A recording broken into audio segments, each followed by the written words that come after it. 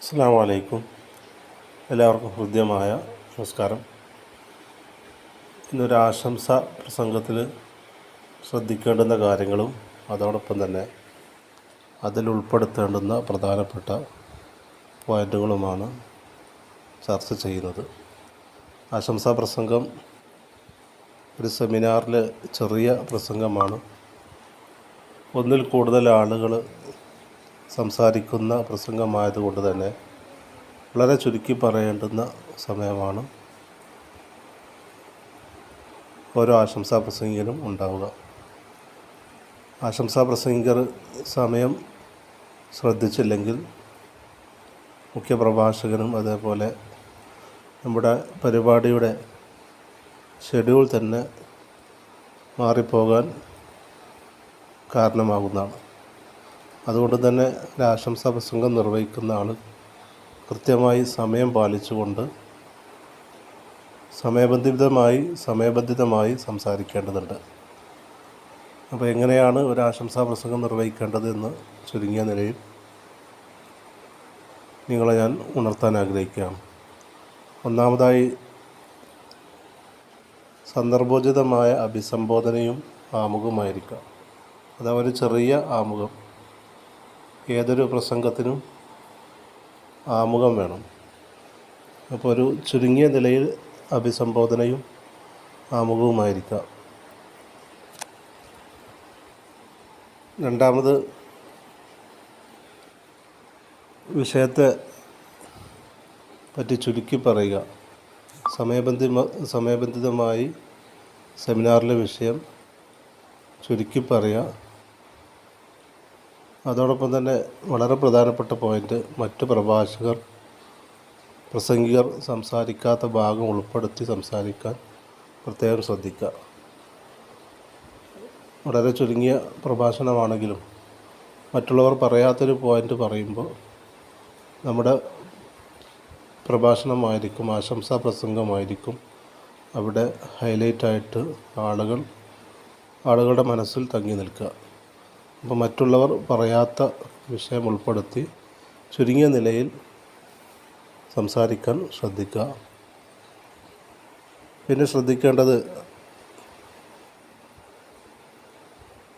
നമ്മുടെ പ്രസംഗത്തിൻ്റെ തുടക്കത്തിലോ അല്ലെങ്കിൽ അവസാനത്തിലോ സംഘാടകരെ ഒന്ന് പ്രശംസിക്കുക. ഇങ്ങനൊരു സെമിനാറിൽ ആശംസ അർപ്പിക്കാൻ ലഭിച്ചതിൽ അതിയായി സന്തോഷിക്കുന്നു, സംഘാടകരെ പ്രശംസിക്കുന്നു എന്നൊക്കെ ഉൾപ്പെടുത്തി അവരെ ഒന്ന് പ്രശംസിക്കാൻ പ്രത്യേകം ശ്രദ്ധിക്കുക. നാലാമതായി ശ്രദ്ധിക്കേണ്ടത് ഒരു പ്രാർത്ഥന.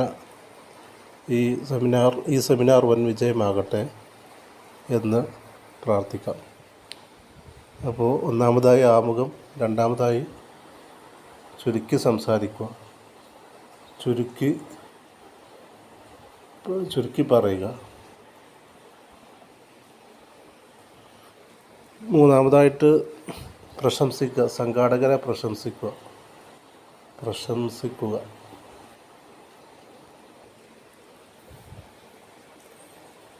നാലാമത്തെ പോയിൻ്റ്, ഒരു പ്രാർത്ഥന ഉണ്ടായിരിക്കുക. പ്രാർത്ഥന എന്ന് പറയുമ്പോൾ ഈ പരിപാടി വൻ വിജയമാകട്ടെ എന്ന് പ്രാർത്ഥിച്ചുകൊണ്ട് തുടർന്ന് പരിപാടിക്ക് ആശംസ അർപ്പിക്കുക എന്നുള്ള ഏറ്റവും വലിയ കർത്തവ്യമാണ്. അഞ്ചാമതായി ഈ പരിപാടിക്ക് എല്ലാവിധ അഭിവാദ്യങ്ങൾ അർപ്പിക്കുന്നു, ആശംസകൾ അറിയിക്കുന്നു എന്ന് പ്രത്യേകം പറയേണ്ടതുണ്ട്. കാരണം നമ്മളെ ആശംസാ പ്രസംഗത്തിലാണ് വിളിച്ചിട്ടുള്ളത്. അപ്പോൾ നന്ദി അറിയിക്കുന്നു എന്നും പറയരുത്, ആശംസ അർപ്പിക്കുന്നു അല്ലെങ്കിൽ ഈ പരിപാടിക്ക് എല്ലാവിധ അഭിവാദ്യങ്ങളും അർപ്പിക്കുന്നു എന്ന് പറയുക. ആറാമതായിട്ട് നല്ല വാക്കുകൊണ്ട് അവസാനിപ്പിക്കുക എന്നുള്ളതാണ്. ഇത്രയും നേരം എൻ്റെ ശബ്ദം ശ്രവിച്ച എല്ലാവർക്കും എൻ്റെ ഹൃദയം നിറഞ്ഞ സന്തോഷം അറിയിച്ചുകൊണ്ട് ഞാൻ എൻ്റെ വാക്കുകൾ അവസാനിപ്പിക്കുന്നു എന്ന് പറയുക. ഇത്രയും കാര്യങ്ങളാണ് നല്ല വാക്കുകൊണ്ട് അവസാനിപ്പിക്കുക.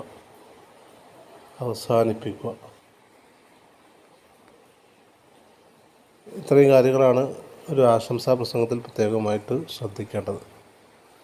ഇനി ഒരു ചുരുങ്ങിയ ഒരു ആശംസാ പ്രസംഗം, ഒരു മാതൃകാ പ്രസംഗം അവതരിപ്പിക്കാം.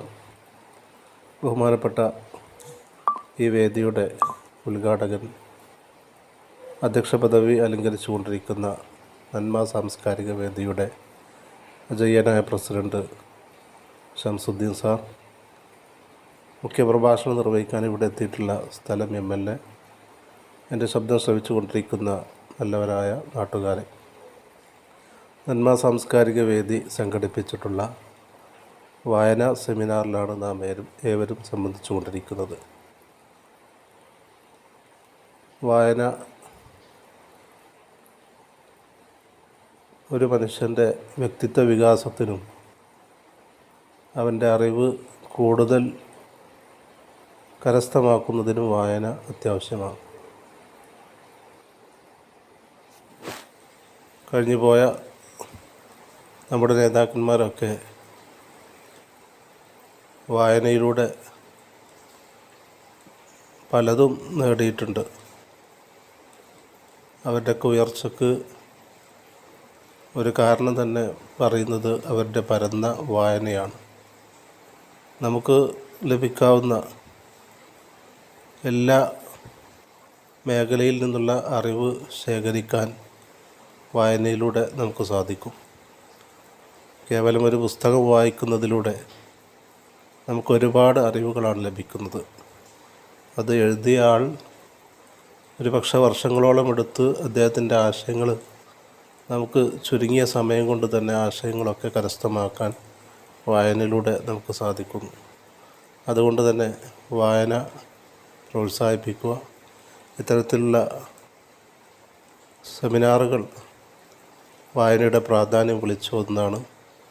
ഇങ്ങനൊരു സെമിനാർ സംഘടിപ്പിച്ച നന്മ സാംസ്കാരിക വേദിയുടെ പ്രവർത്തകരെ മുക്തകണ്ഠം പ്രശംസിച്ചുകൊണ്ട് ഈ സെമിനാർ വൻ വിജയകരമാകട്ടെ എന്ന് പ്രാർത്ഥിച്ചുകൊണ്ട് ഇത്രയും സമയം എൻ്റെ ശബ്ദം ശ്രവിച്ച നിങ്ങൾക്കൊക്കെ എൻ്റെ ഹൃദയം നിറഞ്ഞ സന്തോഷം അറിയിച്ചുകൊണ്ട് ഞാൻ എൻ്റെ വാക്കുകൾ ഉപസംഹരിക്കുന്നു. അപ്പോൾ ഇങ്ങനെ ഒരു പ്രസംഗം പറയുമ്പോൾ ഇതാണൊരു ആശംസാ പ്രസംഗത്തിൻ്റെ ചെറിയ മാതൃക. എല്ലാ പോയിൻറ്റുകളും ഉൾപ്പെടുത്താൻ ശ്രദ്ധിച്ചിട്ടുണ്ട്. ഇനി നിങ്ങൾ ഇതുപോലെ ഇതിലുപരിയായിട്ട് നല്ലൊരു ആശംസാ പ്രസംഗം തയ്യാറാക്കി പരിശീലിക്കുക.